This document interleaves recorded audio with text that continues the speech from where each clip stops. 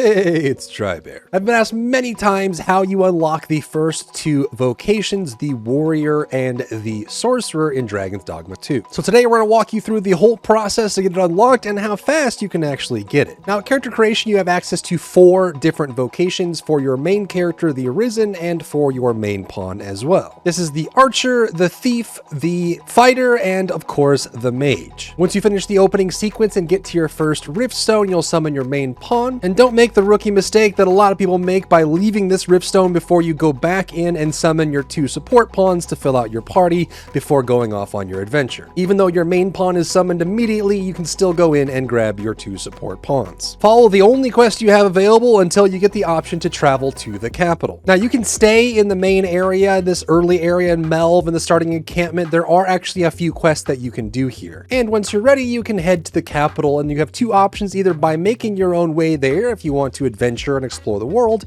or by going along with the Guard's Watch character that comes along to find you and ride with their caravan with the ox cart. I do believe the fastest way to the capital is to take the caravan, and you will get a bunch of XP and rewards with the mini quests that you'll get along the way while following them through the path. Next, you'll enter into the capital city, and you'll want to head to the Vocation Guild, which has this icon on it. It's right underneath the inn and right next to the tavern. The Vocation Guild vendor will be able to change vocation for you, update skills, and you'll note that when you go into the vocation change option, you'll have the 4 starter vocations that you can swap to, and your main pawn will have these options as well, and then there'll be 2 new options, the Sorcerer and the Warrior, that didn't exist before. And even though you have the discipline needed to unlock these, they will be redded out, so you can't actually access these, and when you talk to the vocation NPC, he will say that they are unable to accept new warriors and sorcerers because they don't have any of those weapons available to give to people that want to venture into that vocation. So at this point, you'll want to accept Vocation Frustration, the quest that he gives you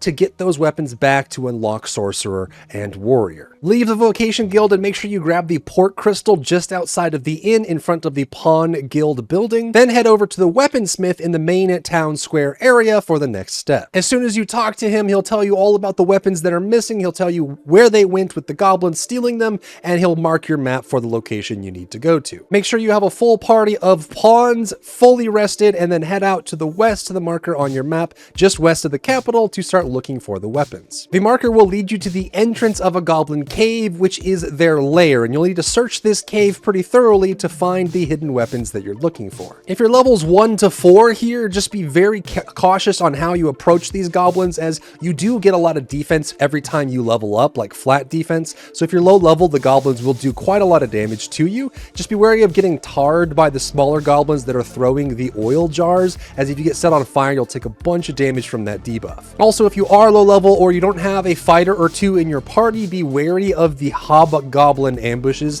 These are the heavily armored larger goblins, and they can do about half or almost one-shot you in a single strike if they hit you from behind. So just be wary of the hobgoblins and take your time moving through the cavern. Make sure you gather all materials along the way. The broken wood piles, they're great for picking up the lantern oil to keep your lantern lit. They give you branches if you're trying to make a whole bunch of different crafting materials, primarily arrows if you have an archer in your party or you're playing archer. Make sure you mine all the outcrops for upgrade materials and check all chests along the way as well. Keep following the cavern wall, and after one of the first few bends, you'll find an ornate chest to your right, and inside will be the 2-hander, the Warrior Greatsword. Remember, if at any point you become over encumbered, you can very easily give your pawns your extra stuff, and you can sort by weight as well to give them the heaviest things. And a quick tip as well is you can give your items that you want to send to storage to your 2 support pawns, which you'll end up swapping out to raise their level later. When you swap out a support pawn and they go back to the rift, all of their items that are yours will automatically be sent to storage. So from the first game, I got in the habit of just sending the stuff that I want to put in storage to my support pawns regularly, so that when I swap them out, it automatically goes to storage and I don't have to think about it. Keep following the cavern wall and you'll come across another ornate chest, which will drop the Ranger's Tights, which is actually a pretty good piece of armor. It just unfortunately is missing the top part of the legs. So if you're feeling like you need a fresh breeze rolling through, you can use these for your archer style characters. Then you'll come upon this big open room with a destructible bridge on it. Clear out the open room and make sure you watch out for the hobgoblin that will spawn behind you. Then head left to go up in elevation elevation. And this is where a lot of people get stuck. I've heard many people say that they found the Greatsword, but they couldn't find the Archstaff. And that's because when you go up in elevation at this part in the cave, the next part of the minimap won't show up until you actually go up the ramp. It's actually hidden. It looks like it's the end of the cave, but it's not. If you go to the left here and follow this path up, you'll see that the minimap changes and you find a higher elevation area.